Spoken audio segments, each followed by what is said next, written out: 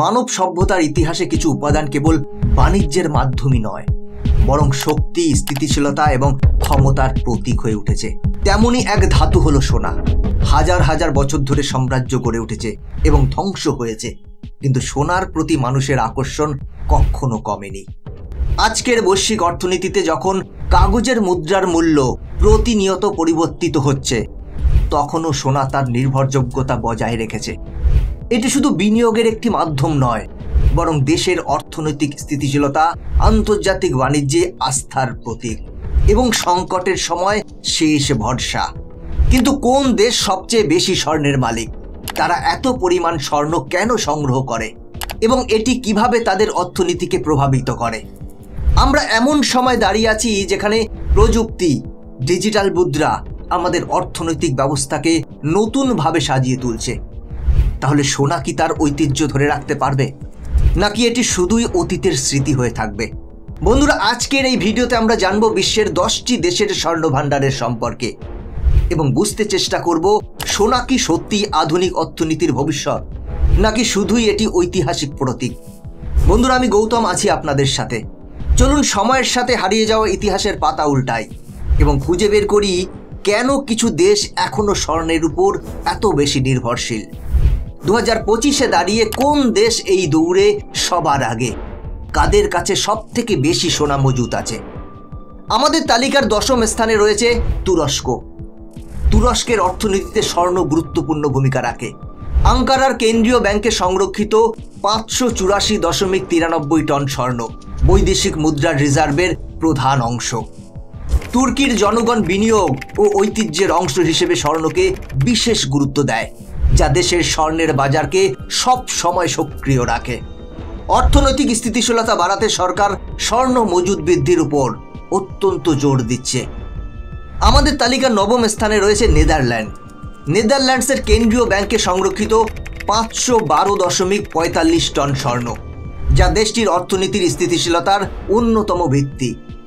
এটি মুদ্রার মান বজায় রাখে, বৈদেশিক রিজার্ভ শক্তিশালী করা এবং বৈশ্বিক অর্থনৈতিক অনিশ্চয়তা মোকাবেলায় গুরুত্বপূর্ণ ভূমিকা রাখে।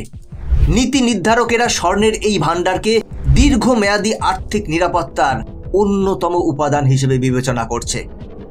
আমাদের তালিকার 8ম স্থানে রয়েছে ভারত। ভারতের অর্থনীতি ও সংস্কৃতির সাথে স্বর্ণের গভীর সম্পর্ক রয়েছে। রিজার্ভ ব্যাংকের কাছে সংরক্ষিত 840.76 টন স্বর্ণ বৈদেশিক মুদ্রা রিজার্ভকে শক্তিশালী করে এবং অর্থনৈতিক স্থিতিশীলতা বজায় রাখে।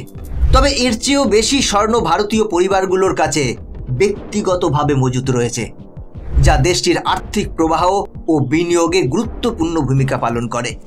বিশ্বের অন্যতম বৃহত্তম স্বর্ণভোক্তা দেশ হিসেবে ভারতীয় উৎসব, বিয়ে এবং ঐতিহ্যে স্বর্ণের ব্যবহার বিশাল পরিসরে দেখা যায়। ভারতীয়দের কাছে স্বর্ণ শুধুই বিনিয়োগ নয়, সামাজিক মর্যাদার প্রতীক হিসেবেও বিবেচিত হয়, যা ভারতের স্বর্ণ বাজারকে সব সময় সক্রিয় রাখে। আমাদের তালিকার 8ম স্থানে রয়েছে জাপান। উচ্চ প্রযুক্তির জন্য পরিচিত জাপান অর্থনৈতিক স্থিতিশীলতা নিশ্চিত করতে 845.97 টন স্বর্ণ সংরক্ষণ করেছে। ব্যাংক অব জাপানের নিয়ন্ত্রণে থাকা এই স্বর্ণ মুদ্রার মান বজায় রাখা ও বৈশ্বিক অর্থনৈতিক চ্যালেঞ্জ মোকাবিলায় গুরুত্বপূর্ণ ভূমিকা পালন করে। এছাড়া দেশটির দীর্ঘমেয়াদী অর্থনৈতিক নীতিতে স্বর্ণ একটি নিরাপদ বিনিয়োগ হিসেবে বিবেচিত হয়। আমাদের তালিকার 6ষ্ঠ স্থানে রয়েছে চীন। বিশ্বের অন্যতম বৃহৎ অর্থনীতি চীনের স্বর্ণের মজুদ বর্তমানে 2264.32 টন।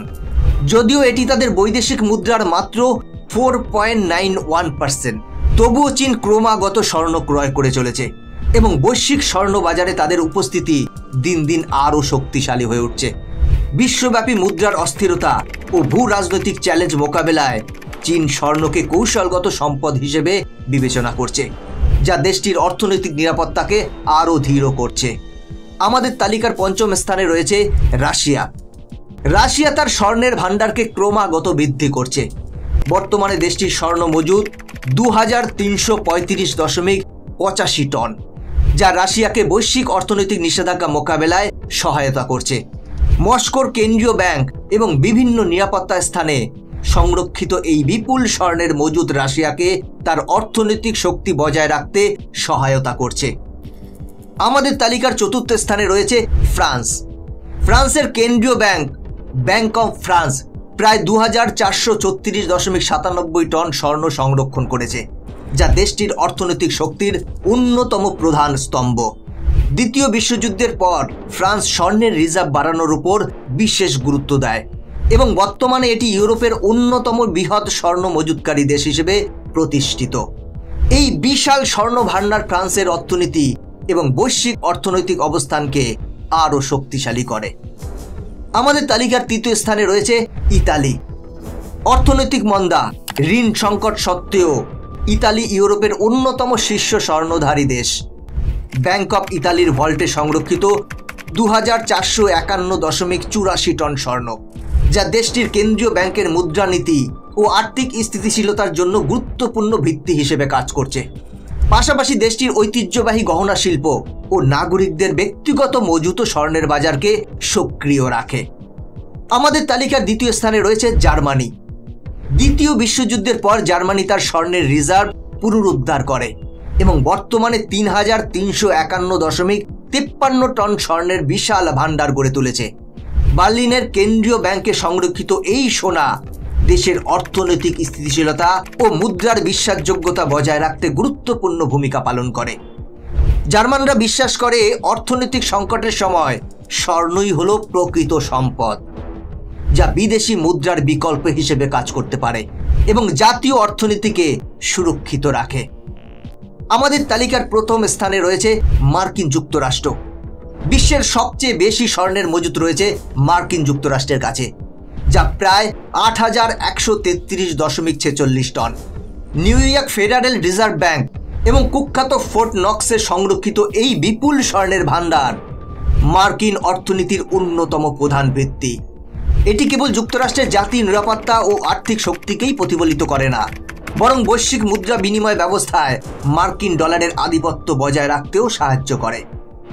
এই দেশগুলোর বিশাল স্বর্ণ ভান্ডার শুধু তাদের নিজস্ব অর্থনীতির ভিত্তি মজুত করে না, বরং বৈশ্বিক অর্থনীতিতেও গুরুত্বপূর্ণ ভূমিকা পালন করে। যুগে যুগে স্বর্ণকে স্থিতিশীলতার প্রতীক হিসেবে দেখা হয়েছে, তবে আধুনিক বিশ্বের পরিবর্তিত অর্থনৈতিক কাঠামোয় এর ভবিষ্যৎ কি?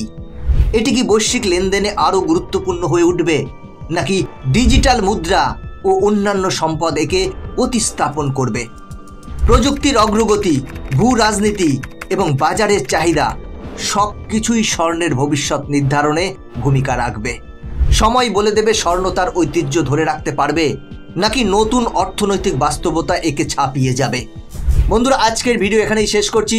ভিডিওটা কেমন লাগলো কমেন্ট করে জানাবেন। এরকমই ইনফরমেটিভ ভিডিও দেখার জন্য চ্যানেলটিকে সাবস্ক্রাইব করে বেল আইকনটি প্রেস করে রাখবেন। দেখা হচ্ছে পরবর্তী ভিডিওতে। জয় হিন্দ।